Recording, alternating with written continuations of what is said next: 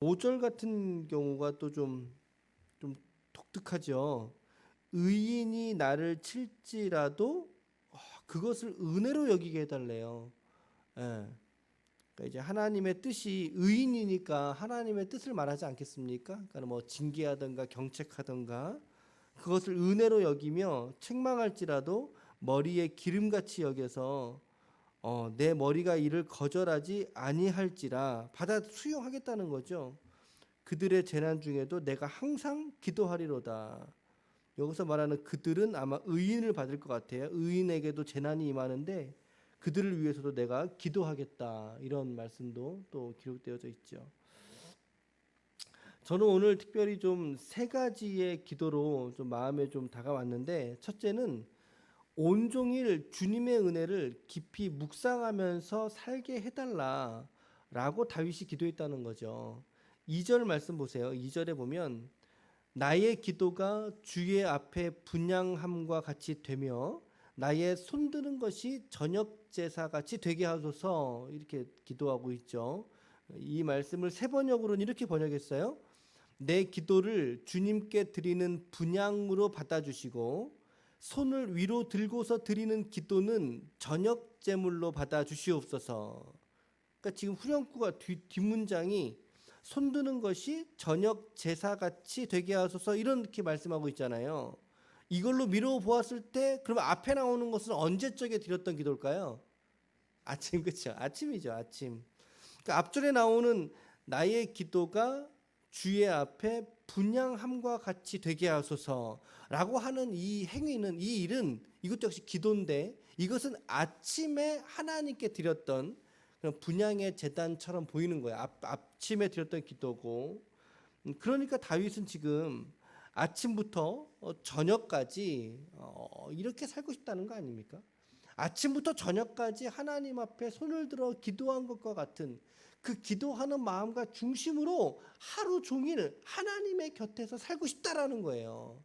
분향함과 같이, 제사 드림과 같이 하나님의 임재를 경험하는 것처럼 그렇게 살고 싶다는 거죠. 아침에 하나님을 향해서 올려드렸던 기도의 마음, 그리고 저녁에 다시 손을 높이 들어서 하나님을 찬양하고 경배드렸던 그 제사와 같은 그 고백이 자기의 삶에 날마다 아침부터 저녁까지 시종일관 하나님께 드려지길 원한다라는 거죠. 손을 높이 들고 하나님께 제사 드리고 싶다. 참 이게 시적으로 탁월하게 표현한 것 같은 그런 말씀이죠.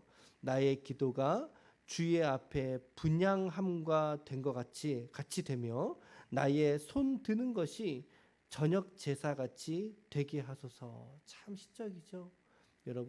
여러분들의 가정을 위해서, 여러분들의 삶을 위해서 손을 높이 들어 하나님께 기도하는 인생 되시기를 축복합니다. 아침부터 가졌던 우리의 기도의 자세와 태도가 저녁 침상머리에서 드리는 기도에 이르기까지 시종일관 하나님께 기도하는 우리의 삶이 되시길 축복합니다. 오늘 우리의 삶도 다윗처럼 이 새벽에 우리가 드렸던 기도가 하나님 앞에 분향함과 같이 드려지는 기도가 되시기를 바랍니다. 그리고 여러분들이 늦은 밤, 또 피곤한 하루에 육신을 가지고서 각자의 침소에서도 잠깐이라도 하나님의 은혜를 묵상하면서 하루를 닫는 그런 시간이 마치 저녁 제사와 같이, 밤에 드리는 예배와 같이 귀하고 소중한 여러분들의 기도와 시간이 되시기를 바랍니다. 다윗이 이것을 기도했다라는 것이죠. 두 번째는 어떤 걸 기도했을까요?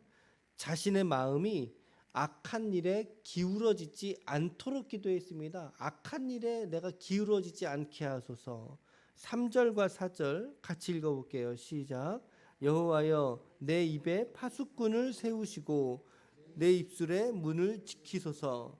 내 마음이 악한 일에 함께 말게 하시며 그들의 진수성찬을 먹지 말게 하소서. 다윗은 그가 하루를 살아가면서도 자신의 입술로 범죄하지 않기를 기도했습니다. 내 입에 무엇을 세워달라?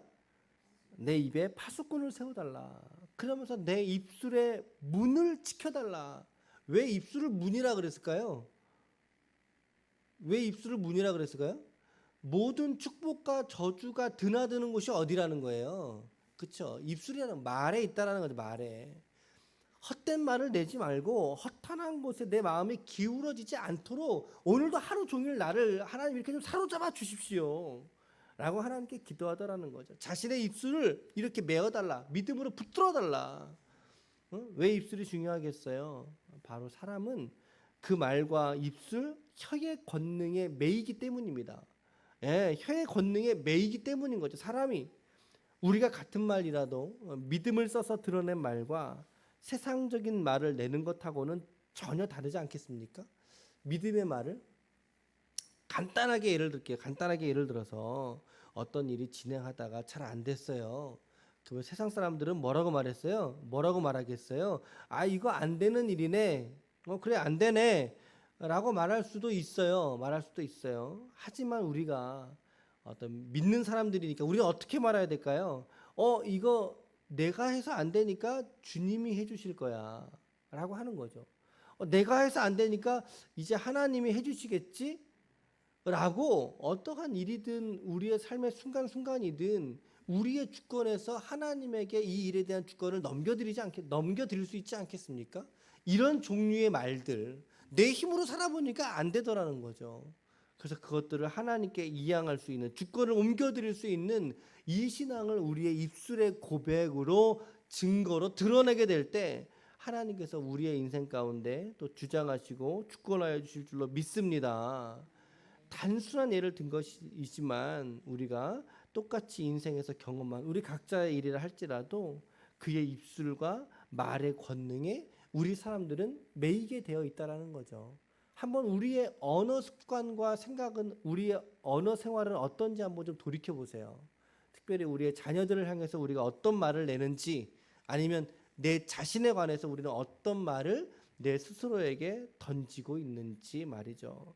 오늘 다윗은 이 입술의 문을 하나님 주장하여 주시옵소서라고 기도하고 있다는 거죠. 입술의 문을 지켜달라라고 기도하는 거예요. 그러면서 악한 일에 자신의 마음이 기울어져서 하나님의 뜻을 이루지 못하는 그런 삶이 되지 않도록 하나님께서 붙들어 달라라고 이야기를 하고 있습니다. 그러면서 다윗은 참 실천적인 기도를 더 드리죠. 그들의 진수성찬을 먹지 말게 하소서.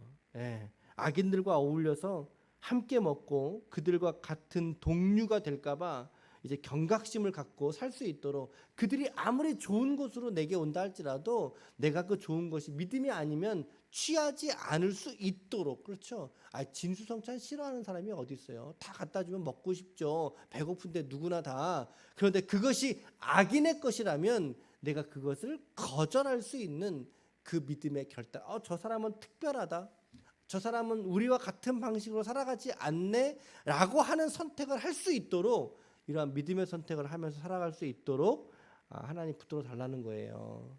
참 다윗이 멋지지 않습니까? 악인의 진수성찬 나 먹지 않겠습니다. 거절하겠습니다. 이렇게 구체적인 실천을 이끌어내는 기도를 하지 않습니까? 참 다윗이 멋진 것 같아요.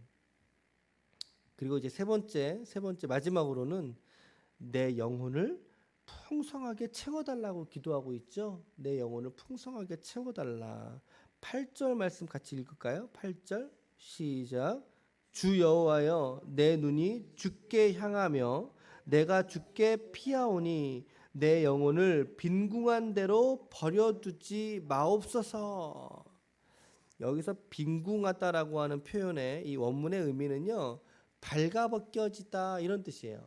발가벗겨지다. 그러니까 지금 다윗은 어떤 상태예요? 자신의 영혼의 상태가 발가벗겨진 것 같은 거예요. 발가벗겨져서 땅바닥에 이렇게 좀 나부껴 있는 이런 존재처럼, 이렇게 비참한 상황에 본인이 놓여져 있는데, 그럴지라도 하나님에게 무엇을 간구하죠? 이 비참한 모습 이대로 두지 마시라는 거예요. 영혼의 갈급함을 채워달라는 거죠. 자신의 영혼의 양식으로 하나님 풍족하게 오늘도 나를 채워주시옵소서 라고 하나님께 기도합니다. 여러분, 이런 기도가 오늘 우리에게 필요하지 않을까요?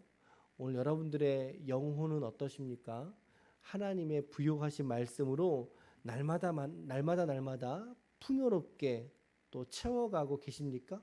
여러분들의 영혼의 식탁을 한번 보십시오. 내가 오늘 말씀과 기도로 나의 영혼의 식탁이 풍성하게 채워져 있는가? 아니면 이제 그러지 않고 이제 뭐 한두 가지 맞춰놓고 이렇게 연약한 상태로 내가 놓여 있지 않은가라고 하는 거 한번 우리의 영혼의 모습을 한번 돌아보시자는 거죠. 말씀에서처럼 우리의 눈이 먼저 주님을 향할 줄 알아야 되죠. 8절에 내 눈이 주를 향하며 내가 주께 피하오니 이것이 먼저죠. 이것이 먼저. 우리의 발이 먼저 주님의 그늘 아래로 피할 수 있어야 하죠. 그러나 그러함과 동시에 우리의 영혼의 상태가 궁핍하거나 가난하거나 핍절해졌을 때 그때 하나님께 하나님 주저하지 마시고 내 영혼을 풍족하게 채워 주시옵소서라고 기도할 수 있어야 한다라는 거예요. 한번 따라해 보실까요? 하나님, 내 영혼을 풍족하게 채워 주시옵소서. 아멘. 내 영혼의 식탁을 풍족하게 채워달라고 하나님께 기도할 수 있어야 될 것 같습니다. 우리 지체들의 기도의 수준이 오늘 이 다윗의 기도의 수준에 오를 수 있기를 축복합니다. 우리의 삶의 문제에 너무 매여 있지 마십시오. 우리가 하나님 앞에 주권을 올려드린다면 그것에 심각하게 염려하는 것도 믿음이 없는 거라고 성경은 말하고 있잖아요. 왜 하나님의 선하신 주님이시니까 그 하나님의 선한 방향으로 인도해 주실 텐데 우리가 너무나 좌불안석해서 불안하고 염려를 가지고 이 땅을 살아가는 것은 주님이 원하시는 우리 신자들의 삶은 아닐 거예요. 물론 기도하겠지만 우리의 삶의 결핍을 위해서 기도하겠지만 그러나 그러한 기도와 함께 오늘 본문에서 정말 다윗이 직접 보여준 이 다윗의 기도의 제목으로 오늘 새벽도 오늘 하루도 여러분 이 기도 좀 붙들고 좀 살아보시면 어떠겠어요? 세 가지 기도를 말씀드렸죠.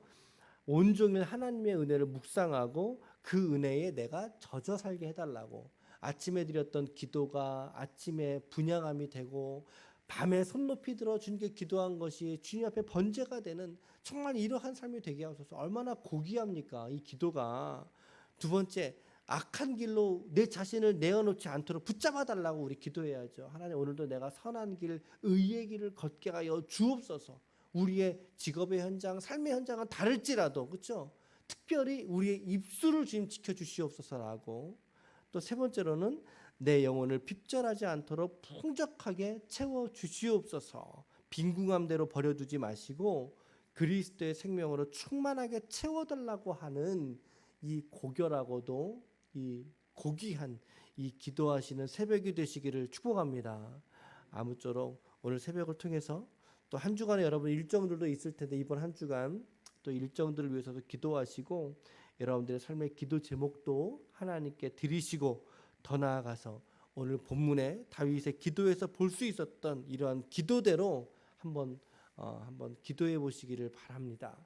하나님께서 오늘 크신 은혜로 여러분들의 기도를 도우시고 우리 모두에게 동일한 은혜로 우리의 영혼의 식탁을 풍성하게 채우실 줄로 베푸실 줄로 믿습니다. 아멘.